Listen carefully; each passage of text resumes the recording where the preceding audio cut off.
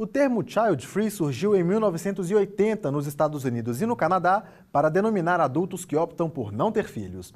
No Brasil, porém, muitos estabelecimentos comerciais utilizam essa expressão para vetar a entrada dos pequenos e garantir um espaço livre de crianças. Saiba mais sobre o assunto na reportagem de Silvana Monteiro. A placa informa ambiente livre de criança ou child free. Não se trata de lugares legalmente proibidos, como casas de shows, boates ou motéis, mas de locais comuns, estabelecimentos comerciais de vários ramos que estão oferecendo serviços com esse selo.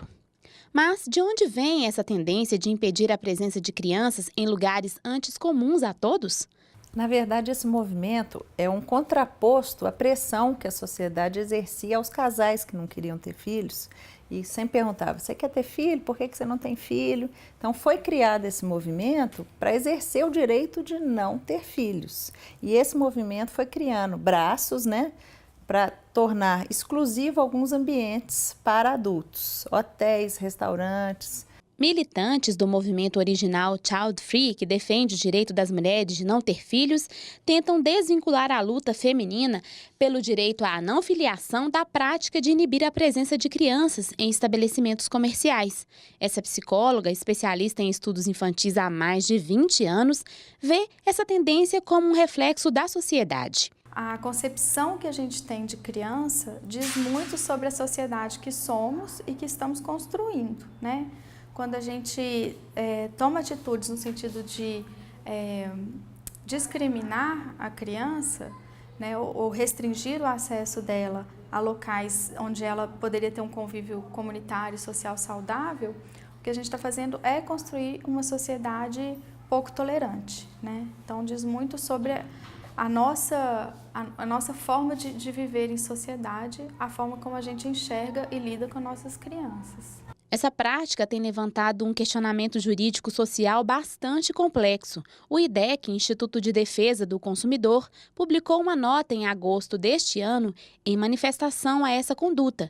Tendo como base a relação de consumo, a entidade considera a prática abusiva, porque o artigo 39 do Código de Defesa do Consumidor proíbe recusar bens ou serviços diretamente a quem se disponha a adquiri-lo por pronto pagamento. E sob a luz da Constituição Federal Brasileira, o órgão avalia que o ato de restringir a entrada de determinado grupo a um ambiente é uma violação ao princípio da dignidade da pessoa humana.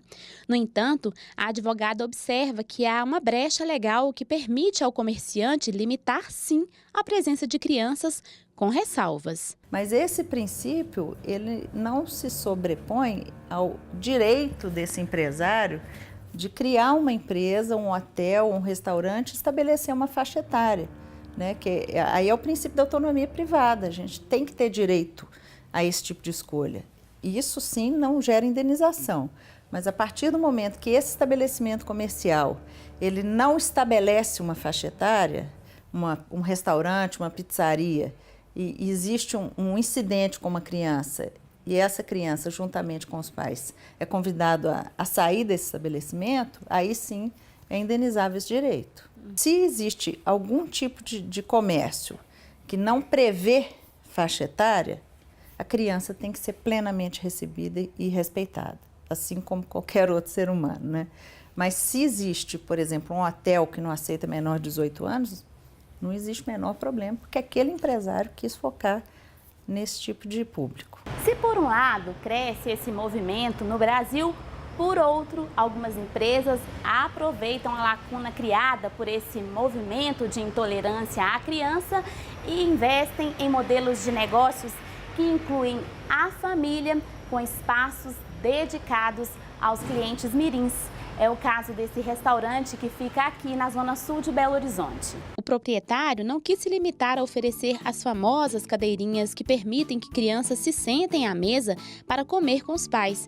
Ele criou um ambiente para que elas brinquem, além de contratar monitores que orientam oficinas. É um público que vem em grande número no final de semana e nos feriados.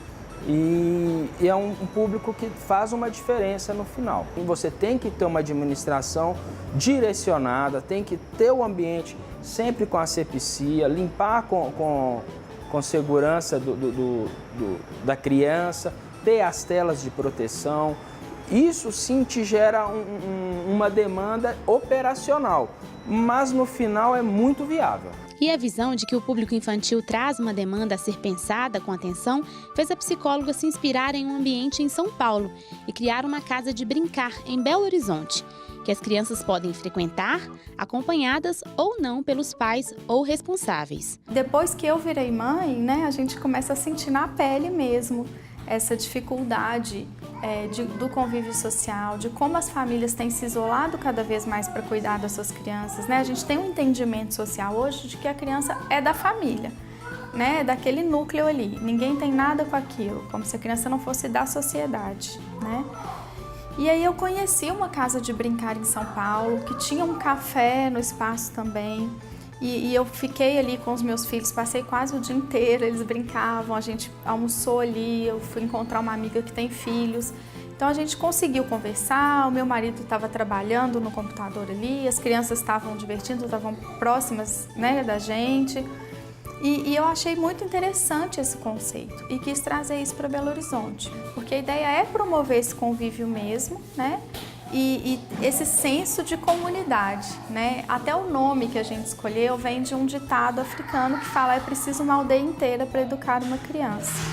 A advogada defende que deve haver sempre muito bom senso e equilíbrio de ambos os lados dessa discussão. O que eu acho que tem excesso é um falso padrão de que toda criança incomoda, toda criança é sem limite, né? Esse tipo de excesso que tem que ser coibido, assim como a pressão para casais que não querem ter filhos, né? Então eu acho que os pais também têm que buscar uma escolha mais adequada para a faixa etária do seu filho, né?